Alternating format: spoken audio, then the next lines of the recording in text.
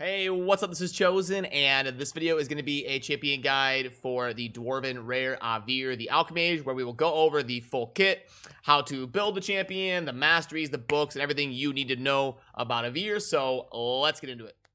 Alrighty, so Avir is down in the Dwarves, and the rare champion right here, Magic Affinity, towards the left.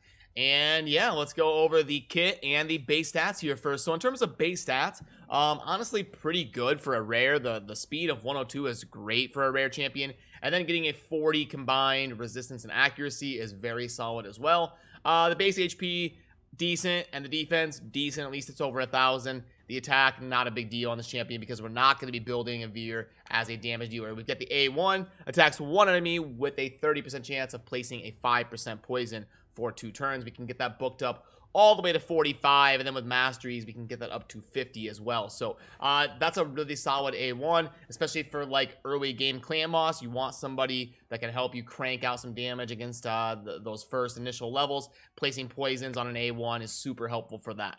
We've got the A2, attack all enemies. We can book this to a 3-turn cooldown if you've got enough books to pump into it.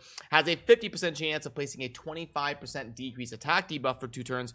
Also a 15% decreased speed debuff for 1 turn on targets under a poison. So if you've got this guy with poisoners or anybody placing a poison, going to be very good AoE debuffing here between the decreased attack and the decreased speed. It is the small versions, but remember, he is a rare and it is AoE on a 3-turn cooldown, which is pretty solid for a rare. We've got the A3, that is fill the turn meter of all allies by 15% and heal all allies by 15% of this champion's max HP. We can book this to a 4-turn cooldown. So going to be important to stack a lot of HP on this guy. I like how he drops his staff there every now and then during the animation. They've done some cool things recently within the last few months for the dwarves and changed some of their stances. Like, I know while I'm talking about it really quick, they changed a few of them. Like Molly looks way cooler now. They changed her stance. She looks just 10 times better. She used to stand there like this with a little hot dog on a stick or something. Now she just looks super cool. But anyway, I digress. I'm going off on a tangent here. I'm supposed to be reviewing Avir. So yeah, really solid in terms of having AoE effects, a poison on the A1, boosting turn meters, doing some heals, just a very solid and good support for a rare. So now let's go ahead and I'll show you the champion that I've got built on my, or the Avir, sorry, on my account that I've got built. We will talk about the gearing, the masteries, and the booking process. Okay, so here is the Avir that I've got built on my account. You can see here I've got the speed, the immortal, and the life.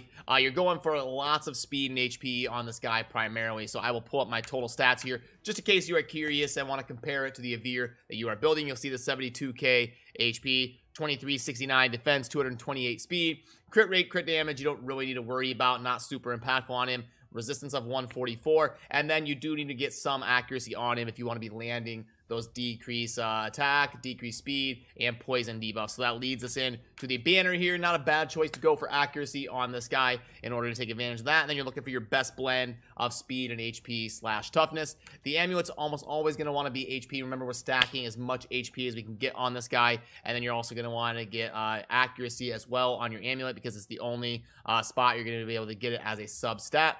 On the ring, it's just going to be your typical stats. You're going for as much HP as you can get. This is a really good example of one that's good. The base stat of HP and then the double rolled HP substat is going to be good for a ring on Avir. The boots are almost always going to be speed. Anytime you've got a turn meter booster type support champion, you're going to want speed boots. You want to crank up their speed as high as possible. And then you want to get mainly HP as a substat, and then any accuracy and defense you can get is going to be good as well. Always going to want HP percent on the chest. So there is that, and then also HP gloves are great because he's going to heal a lot more as you are scaling up that HP and just be tougher in general. The top ones are a little bit more simple, just looking for tons of speed and HP, but I will show you them in case you are curious. There is those. And then as we dive into the booking process, so Avir is a really good rare, probably a top 10 to 15 rare in the game, so nothing wrong with booking him. Once you are in the end game, I know you don't believe me right now, but you will eventually have a lot of rare books when you're up towards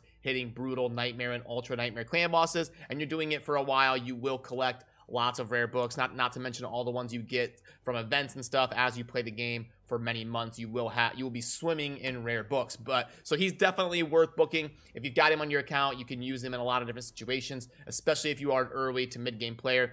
And he's really good in Dwarf Faction Wars. So he does take, I think it's 13 books. Let me pull up the infographic. Yeah, 13 books. So it does seem like a lot, but if you can manage to do it, it is worth it. I would say the most impactful ones are going to be, the most impactful ones, probably the A3. You definitely want to book until you get that. And then the A2, and then the A1 after that. In terms of the Masteries, I do have them on the infographic down below in a pinned comment if you want to see the Masteries that I've got on the Avir on my account. Now, this is a pretty general setup.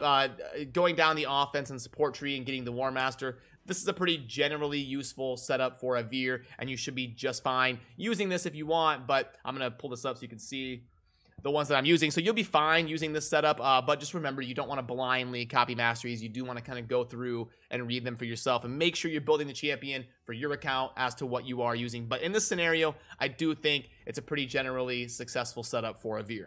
Dwarf Faction Crypt doesn't open for a couple days, or I would show you him in Dwarves because he is very solid for helping you progress in Dwarf Faction Wars. So if you need him for nothing else, you can't go wrong. If you're struggling to progress in Dwarves or you haven't completed it yet, he is very good. He is endgame viable in the Dwarf Faction Wars Crypt, so definitely worth using there. And I would show you if I could. I really wish that we could pay like 20 gems to unlock it, even if it's just to look at it and do test runs or something, just to test teams. I would like... Okay, side rant. I wish you could, for free, test teams in any faction. Like, I understand, don't count the progress unless it's on the day that it's open.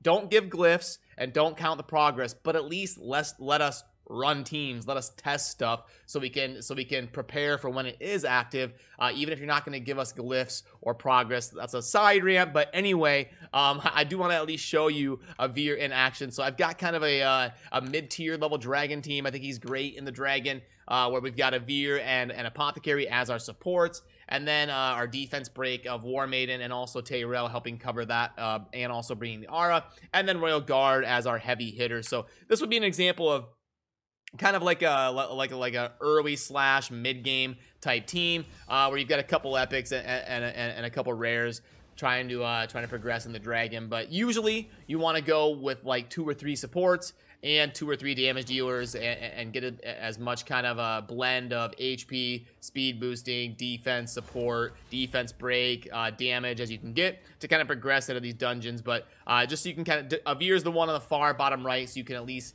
kind of see him in action and see what he's all about. So you've got Apothecary and Avir as the fastest ones. There you saw that AoE decrease attack. Super helpful when you're trying to progress through content and keep those enemies suppressed and hitting you not nearly as hard. It's going to help you stay alive and also make your champions a lot more sturdy, especially if they're wearing things like lifesteal. Very important to bring not only AoE defense break from the War Maiden, but also AoE attack break can be just as impactful, especially if you're struggling to progress.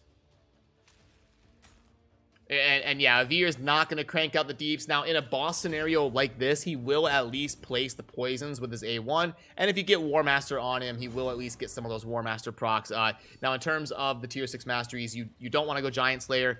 He's not going to be doing the multi-hitters on the A1 or anything. He's not going to be doing the 3 or 4 hits. So you're going to definitely want to go War Master for him if you do want him to do any damage against bosses, but he does place the poisons as well. So he can do a little bit in a boss scenario, especially if you want to play like a super tanky team and just play the long fight.